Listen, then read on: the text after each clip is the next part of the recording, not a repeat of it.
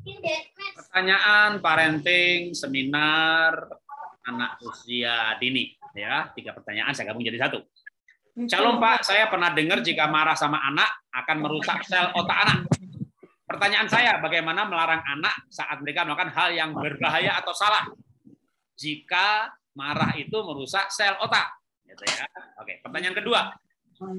Shalom Pak, saya dan istri pernah beberapa kali bertengkar depan bagian tadi sebentar. Ada yang suaranya keluar, saya mute dulu. Oke, saya ulangin lagi. Ya.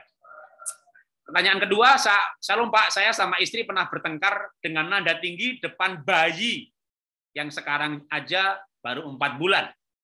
Apakah ini akan menjadi trauma dan bagaimana menyembuhkan apabila itu menjadi trauma? Ya, hampir sama satu wilayah. Pertanyaan yang pertama, dengar penjelasan bahwa marah merusak otak. Lalu ini pernah marah-marah atau berteriak-teriak, berantem dengan keras depan anaknya masih kecil. Ya, katakanlah jangankan 4 bulan, usia dini. Pertanyaan yang masih satu areal, biar nanti jawabnya sekaligus. Pak, bagaimana kalau anak kita marah dengan anak, terus apakah malamnya harus bicara atau tidak bicara? Apa kira-kira efeknya bila kita marah kepada anak, terus malamnya kita berkomunikasi seperti berkomunikasi untuk saling memaafkan, setelah itu doa bersama. Ya, oke.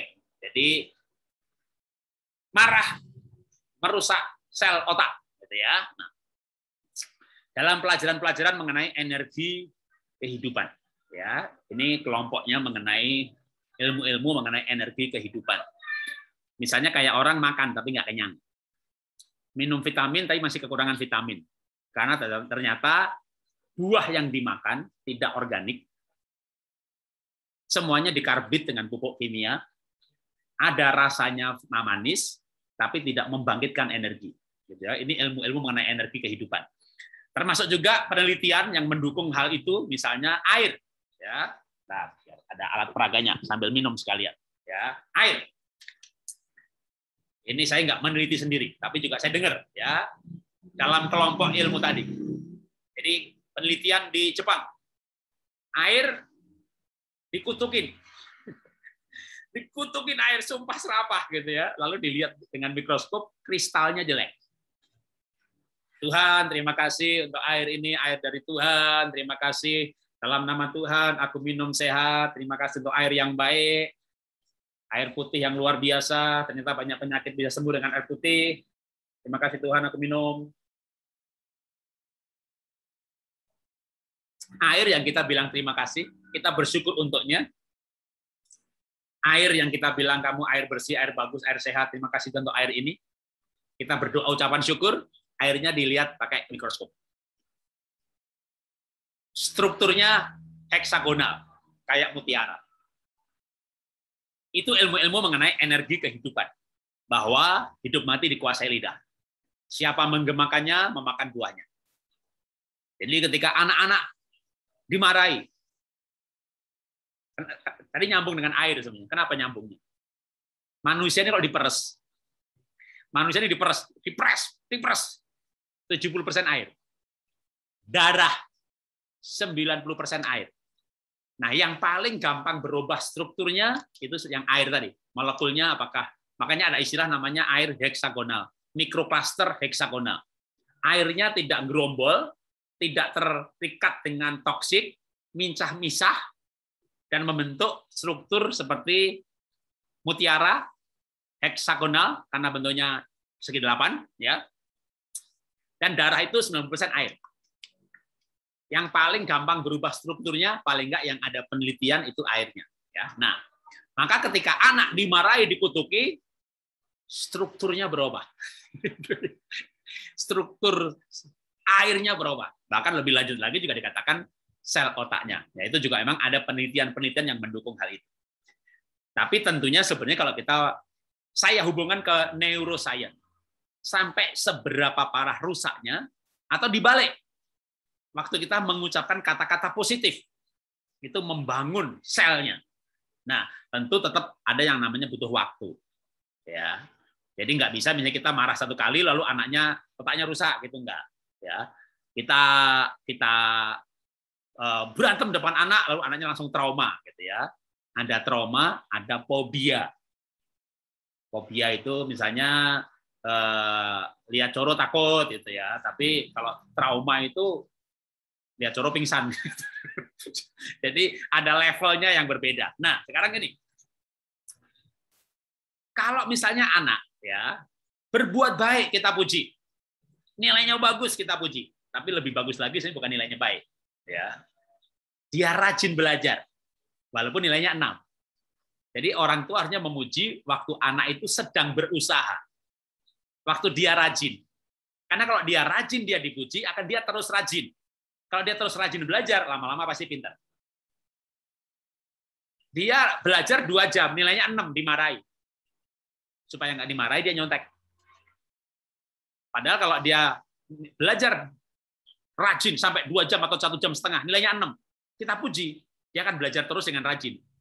Dari 6, 6,5, 7, 8, mungkin 3-4 tahun lagi 9, 10. Jadi butuh proses untuk dia bertambah pintar. Tapi yang dipuji apanya? Nggak nyonteknya, walaupun nilainya 5. Anak saya, Bena kan pernah hampir nggak naik kelas. Nilainya 2,5, 4,0. Ben, kamu hari ini 5.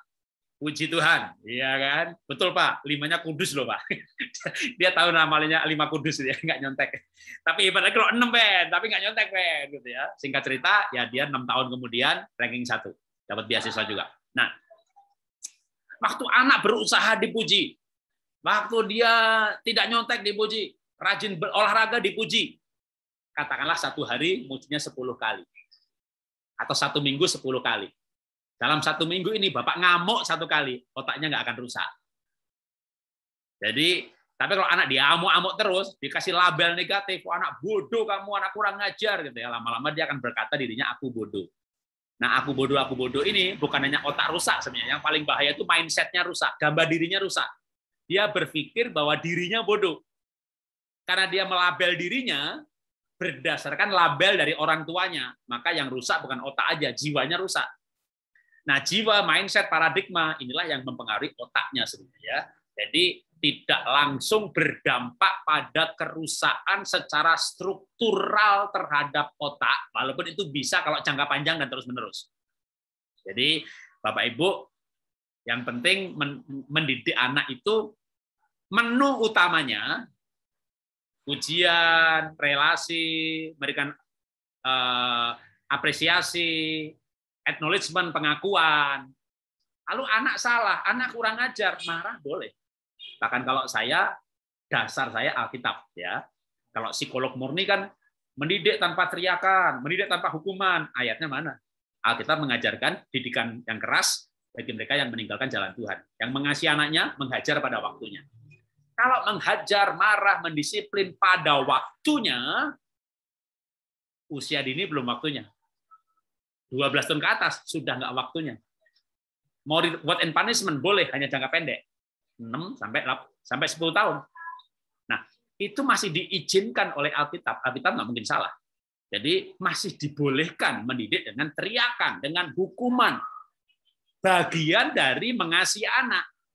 Yang salah kalau teriakan, hukuman bagian dari emosi dan kebencian. Jadi kalau misalnya anaknya salah, teriak nggak apa-apa. Marah nggak apa-apa. Itu tidak akan merusak otak anak. Karena menu sehari-harinya adalah cinta kasih. Bapak ini jarang teriak. Lalu anak teriak. Anak tahu bahwa ini penting banget sampai papa itu teriak. Kayak shock terapi. Gitu ya. Itu boleh. Anak masuk jurang. Nah, hati-hati nanti keburu masuk jurang. Tarik, kalau nggak teriak, tidak boleh teriak. Kata siapa? Psikolog gitu ya. Ya patilah anakmu gitu ya. Jadi kalau itu salah dan bahaya boleh ya. Merusak itu kalau ada frekuensi yang cukup sering, terus-menerus, konsisten, ya tentu akan rusak. Tapi kayak air juga, Anda puji 10 kali, ada celah 1 kali, ada lihatnya di mikroskop gitu ya. Jadi itu memang dia menyesuaikan diri dengan energi di sekitarnya, dan kalimat itu energi. Tadi saya bilang kalau itu adalah ilmu mengenai energi kehidupan. Ya, bahkan saya kemarin baru belajar sama orang filosof Tiongkok mengenai energi kehidupan. Memang dalam banget. Ya, percaya nggak percaya, sampai nanam padi, nanam sayur, nanam buah itu harus organik dan memperhatikan energi kehidupan supaya waktu buah dimakan menimbulkan energi, gitu ya. Wah, ternyata bidang energi kehidupan ini luas banget. Termasuk diantaranya adalah energi dari kata-kata. Nah, kalau energi dari kata-kata ini memang Alkitab pun berkata bahwa hidup mati dikuasai lidah. Siapa menggemakannya, memakan buahnya. Maka gemakan yang baik. Ya, dalam parenting, gemakan yang baik. Kamu tuh anak pinter, makanya harus belajar. Jangan bilang kamu tuh anak bodoh, gitu ya. Tapi bukan berarti nggak boleh berkalimat negatif sama sekali. Kalau kita bicara Tuhan Yesus, dia bilang sama orang Farisi, kamu tuh ular beludak, gitu ya. Wah, dia ngomong, wah ngamuk itu, gitu ya. Pada waktunya, pada tempatnya, pada posisinya. Jadi kita juga bisa marah sama anak pada waktunya, pada tempatnya, pada posisinya. Kalau kesalahannya berupa dosa, ya. Terus tadi pertanyaannya adalah anak saya pernah bertengkar di depan anak. Oke, saya perluas ya, bukan hanya anak 4 bulan ya. Bapak Ibu pernah bertengkar depan anak. Memang sebaiknya jangan bertengkar depan anak. Terlanjur Pak, nggak masalah. Ya, yang penting kita tahu cara solusinya. Bapak Ibu bertengkar depan anak 4 bulan, 1 tahun, 2 tahun, 3 tahun, sampai 6 tahun, usia dini. Usia dini masuk alam bawah sadar. Usia dini apa yang dialami menjadi pembelajaran. Karena memang hanya itulah yang dia dapatkan.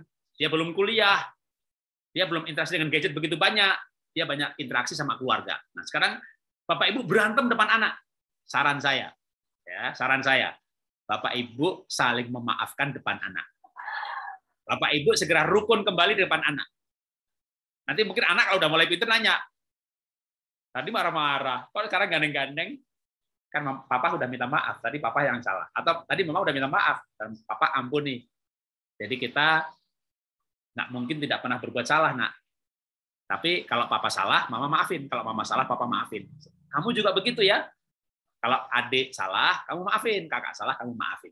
Jadi anak itu jangan dibikin berjanji. Ayo berjanji. Tidak boleh bertengkar lagi. Nanti anak akan ingkar janji dan merasa berdosa. Anak jangan dilarang bertengkar. Kalau bertengkar, diadili dengan adil. Oh, adik yang salah, adik minta maaf. Kakak yang salah, kakak minta maaf. Jangan suruh mengalah karena dia laki-laki, karena gender. Nanti si laki-laki akan menyesal sebagai laki-laki, dan si kelamin laki-laki akan membayangkan jadi perempuan, pengen jadi perempuan, diem-diem pakai baju perempuan, orangnya pergi dandan kayak perempuan, maka jiwanya goncang, menjiwai perempuan, hormon estrogennya keluar, kelaminnya laki-laki, hormon estrogennya banyak, jadi banci atau homo. Setiap manusia punya potensi jadi homo lesbi, LGBT. Setiap anak punya potensi hal itu. Terutama kalau mereka menghayati. Sebelum era LGBT, di mana banyak LGBT muncul? Ludruk, ketoprak, ketika orang menghayati berlebihan, lawan jenis sesuai berlawanan dengan jenis kelaminnya. Makanya kitab Imamat 18 melarang perempuan, anak perempuan dikasih baju laki-laki. Baca Alkitab ada.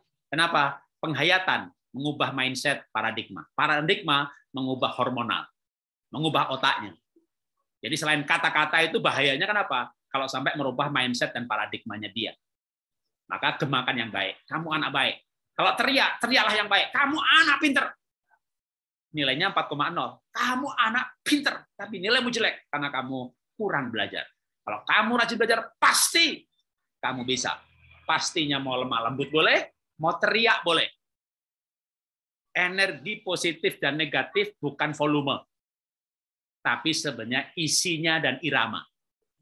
Ya, jadi kami berantem dengan keras, Pak. Gitu. Jadi kalau Bapak Ibu berantem sama Bapak gitu, kamu tuh suami males, jangan. Pak, kamu tuh kalau rajin pasti diberkati. Jadi teriak, tapi kalimatnya positif. Itu pasti mukanya ekspresinya beda. Energinya juga berbeda. Ya, jadi energi memang ada pada suara, tapi lebih lagi pada hati sebenarnya. Ya, walaupun yang kuat itu sebenarnya hati. Ya, volume akan menambahkan. Jadi kalau Bapak Ibu bertengkar depan anak, rukunlah depan anak, maafkanlah depan anak, anak akan melihat kehidupan nyata. Bahwa hidup ini ada pertengkaran, tapi ada memaafkan. Keluarga yang sempurna bukan tanpa kesalahan, tapi ada pengampunan. Ya, memang sebaiknya jangan bertengkar depan anak, apalagi kalau sampai tempeleng, sampai KDRT, ya, sampai lempar barang, ya itu sebaiknya jangan. Ya. Dengan demikian, maka kan kita itu hidup nggak mungkin sempurna ya. Jadi kalau setiap sesuatu yang terlanjur juga selalu ada jalan keluarnya. Jadi bukan berarti saya menganjurkan kalau gitu kita main drama depan anak. Bertengkar, sorenya pengampunan. Nah, tadi pertanyaan berikutnya lagi adalah, Pak, gimana kalau anak marah, malamnya komunikasi, lalu mesbah keluarga? Itulah yang terbaik. Jadi sebenarnya terbaik itu gini, kalau bapak marah sama anak, jangan membiarkan itu tanpa perkataan. Jadi habis marah, lalu jadi ayah yang bisu. Tapi Pak, enggak tapi-tapian. Nah, jangan. Makanya kalau dalam hal ini saya lebih senang dengan budaya Barat, speak up. Bicara, suruh bicara. Kenapa kamu begitu? Karena adik begini-begini. Oh, kalau gitu ada yang salah gitu ya. Tapi enggak tapi-tapian. Waduh, itu nanti anak akan kepahitan. Karena dia mau menyampaikan fakta bahwa kali ini adiknya yang salah. Tapi bapak hukum kakaknya. Ya. Nah, tapi kalau bapak buru-buru karena mau ke kantor gitu ya. Nah, pulangnya nanti waktu makan malam, papa itu mukul kamu tuh terpaksa atau marah sama kamu terpaksa. Papa tuh nggak bahagia. Ya. Makanya kamu lain kali jangan ini. Nah, dia akan mungkin, Pak, tapi bukan aku yang berantakin mainan. Aku tuh tadi mau ngomong, tapi papa bentak-bentak aku diem. Aku tuh udah beresin mainan. Tapi adik datang berantakin, jadi bukan aku yang salah. Bapaknya minta maaf tuh, ya kan? Sudah menghukum yang tidak salah. Nah, itulah pentingnya bicara. Jadi kalau berani menghukum, memang menghukum itu bukan hal yang disarankan di dalam mendidik anak. Ya. Tapi kalau berani menghukum, terlanjur menghukum, maka harus wajib hukumnya ya membicarakan mengapa menghukum. Supaya kalau sampai ada ternyata bukan kesalahan si anak yang dihukum, itu nggak akan menjadi luka batin seumur hidupnya. Nah, supaya itu selesai, makanya Yakobus berkata begini, hendaklah kamu saling mengaku dosamu supaya kamu sembuh. Maka kalau saya mendukung namanya sistem mesbah keluarga menjadi mekanisme atau sistem dalam keluarga, di mana kalau hari itu ada kakak adik bertengkar, orang tua marah sama anak, diselesaikan di situ. Orang tua menjelaskan kenapa tadi marah. Karena papa sayang sama kamu. Kalau papa nggak marah, kamu akan terbiasa hal itu dan kamu tidak tahu kalau itu nggak baik. Jadi papa itu marah karena papa sayang sama kamu. Lalu anak berkata, tapi bukan aku yang salah. Bapaknya minta maaf. Salah sasaran, ya kan? Tapi anaknya berkata, iya Pak, aku sadar. Nah, anaknya jadi mengakui. Jadi anak harus sampai pada kesadaran salah dan benar. Itulah tujuannya mendidik anak. Nah, beres dengan pembicaraan itu, waktu doa, bapaknya berkati anaknya. Tuhan, berkati anakku, anak yang baik, anak yang sudah mengerti benar dan salah. Ya, nanti anaknya doakan bapaknya dengan bijaksana lagi. Wah, itu rekonsiliasi terjadi di dalam keluarga lewat mekanisme mesbah keluarga. Bagusnya mesbah keluarga adalah harus ada pembicaraan sebelum doa. Jadi jangan formal ritual ya, doa, pujian, firman selesai itu. Enggak, harus ada ngobrolnya dulu supaya terjadi saling mengaku dosa. Ya, kalau sampai memang ada masalah-masalah. Kalau nggak ada masalah ya nggak perlu ya. Ayo sharing. Suaminya suruh sharing. Sharing apa? Daripada nyuruh-nyuruh sharing ya diri sendiri aja. Nak, tadi papa itu jengkel karena begini. Tapi memang papa kelebihan sih. Papa tadi sampai emosi karena sebenarnya papa tuh ada masalah di kantor. Target belum selesai dan papa tahu hari ini pasti dimarahi sama bos. Terus kamu begitu. Salah kamu sedikit. Papa marahnya berlebihan. Papa minta maaf ya, nanti kamu doain papa biar papa lebih bijaksana. Aduh, itu bapak tidak akan direndahkan sama anak kalau bapak minta maaf sama anak. Ya, bahwa mengakui nanti anak malah akan doakan supaya papa urusannya beres dan sebagainya. Jadi terhadap pertanyaan mengenai mekanisme mesbah keluarga, itulah yang terbaik untuk dilakukan di dalam